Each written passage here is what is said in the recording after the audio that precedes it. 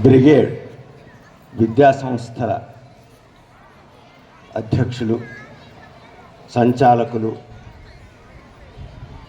ప్రధాన ఆచార్యులు, ప్రధానోపాధ్యాయులు, విద్యార్థి చిరంజీవులు, ఉపాధ్యాయేతర బృందం,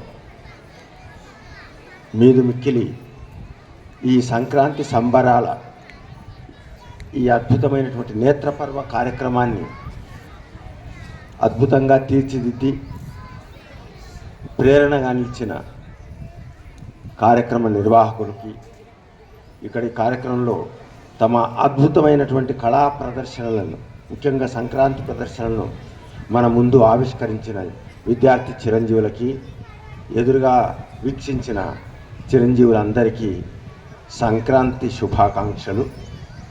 సంక్రాంతి కాకుండా ఈ వారంలో మనకి సంక్రాంతి, హిందీ దినోత్సవం మరియు స్వామి వివేకానంద దినోత్సవం, మొన్ననే మన నూతన సంవత్సరం కూడా జరుపుకున్నాం. దాంతోపాటుగా ఈరోజు ఏం జరుపుకుంటున్నా, ఏ పర్వం జరుగుతుందో ఎవరైనా చెప్పగలరా? ఈరోజు ఏ ఉత్సవం చేసుకుంటున్నాం? ఈరోజు అన్ని దేవాలయాలని కిటకిటలాడుతున్నాయి. ముక్కోటి వైకుంఠ చెప్పారు చిరంజీవి, ఒకసారి చప్పట్లు కొట్టండి, ఎవరో అక్కడ నుంచి కూడా చెప్పారు. ముక్కోటి ఏకాదశి. ఈ రకంగా ఇన్ని ఉత్సవాలకు నిలవైనటువంటి కార్యక్రమాలన్నింటినీ క్రోడీకరించి ఇక్కడ అసలు మన సంస్కృతిని, మన సంప్రదాయాల్ని మనం మర్చిపోతున్నాం. వాస్తవానికి ఈరోజు మనం ఒకసారి మన గ్రామసీమల్లోకి, పల్లెటూళ్ళకి వెళితే మన సంస్కృతి మనకు కనిపించడం లేదు.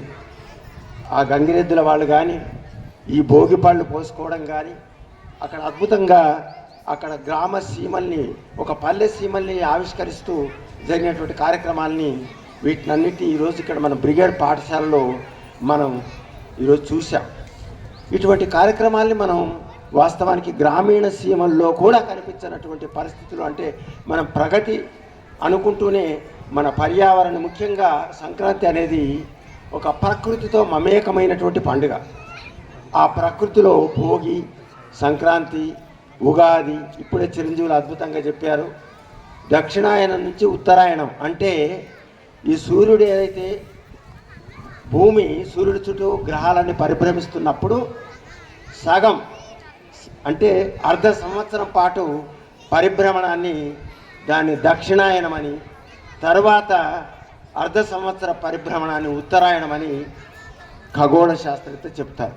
మీరు చూడండి, ఏ పండుగ కూడా ఇంగ్లీష్ నెలలతో సరి సమానంగా, అంటే ఇంగ్లీష్ తేదీల ప్రకారం ఖచ్చితంగా అదే ఇంగ్లీష్ తేదీలో వచ్చే ఒక ఏకైక పండుగ ఏదో తెలుసా?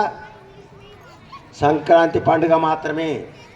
ఉగాది కానీ, మహాశివరాత్రి కానీ, దీపావళి కానీ, దసరా కానీ, ఏ పండుగ కూడా ఇంగ్లీష్ నెలలతో అదే తేదీల్లో రాదు.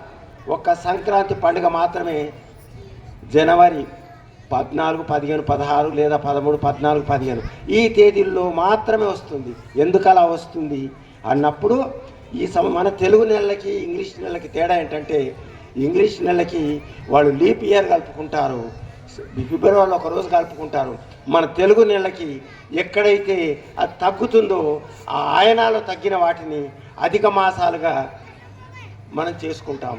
ఆ రకంగా ఈ ఉత్తరాయణ కాలంలో అది రెండు సరి సమానమవుతుంది. ఇక్కడ ఉత్తరాయణం అంటే దక్షిణాయనం నుంచి సూర్యుడు మకర రాశిలో ప్రవేశించడం. మకర రాశిలో ప్రవేశించడం అంటే స్వర్గంలో ప్రవేశించడం. ఎందుకంటే వృత్తుల వాళ్ళకి, వ్యవసాయదారులకి ఇది ఒక అద్భుతమైన పండుగ. కాబట్టి ఆ వ్యవసాయ వృత్తుల్ని అన్నింటినీ ఆవిష్కరిస్తూ ఈరోజు మనం కార్యక్రమాన్ని చేశాం. ఈ సందర్భంగా మనం జ్ఞాపకం పెట్టుకోవాల్సిన అవసరం, ముక్కోటి ఏకాదశి ఎందుకన్నారంటే, కురుక్షేత్ర యుద్ధం జరిగిన తర్వాత భీష్ముడు పడిపోయాడు. ఆయన దాదాపు 2.5 మాసాలకు పైగా ఆ అంపశయ మీద ఉన్నాడు. చివరికి ఉత్తరాయణం ప్రవేశించిన తర్వాత మాత్రమే ఆయనకి ఇచ్ఛామరణం ఉంది. ఆయన తనంతక తానే కోరుకున్న రీతిలో ఆయన స్వర్గారోహణం చేశాడు. ఆ రకంగా ఈ సంక్రాంతి పర్వం అనేది మన తెలుగువారికి, ఆ మాటకొస్తే భారతదేశంలోని ప్రతి రాష్ట్రంలో వివిధమైనటువంటి పేర్లతో ఈ సంక్రాంతి పర్వాన్ని జరుపుకుంటున్నారు. అటువంటి అద్భుతమైనటువంటి 3 రోజుల పండుగ. వాస్తవానికి నాకు 3 రోజుల పండుగనే తెలుసు, భోగి, సంక్రాంతి, కనుమ అని. కానీ ఈ బ్రిగేడ్ పబ్లిక్ స్కూల్కి వచ్చిన తర్వాత ఈ రోజు నుంచి చూస్తే 6 రోజుల పండుగ అవుతుంది. అంటే ఇంకా 3 రోజులు రెట్టింపు అవుతుంది. 3+3 సంక్రాంతి అంటే 6 రోజుల పండుగని ఈరోజు మనం ముందుగానే అడ్వాన్స్గా నిర్వహిస్తున్నాం. ఇంతటి అద్భుతమైనటువంటి కార్యక్రమానికి వేదికగా మారిన బ్రిగేడ్ పబ్లిక్ స్కూల్లో ప్రతి ఒక్కరికి నా హృదయపూర్వకమైనటువంటి శుభాకాంక్షలు. ఈ అద్భుతమైనటువంటి అవకాశాన్ని ఇచ్చిన మీకందరికీ నా హృదయపూర్వక ధన్యవాద నమస్సులు.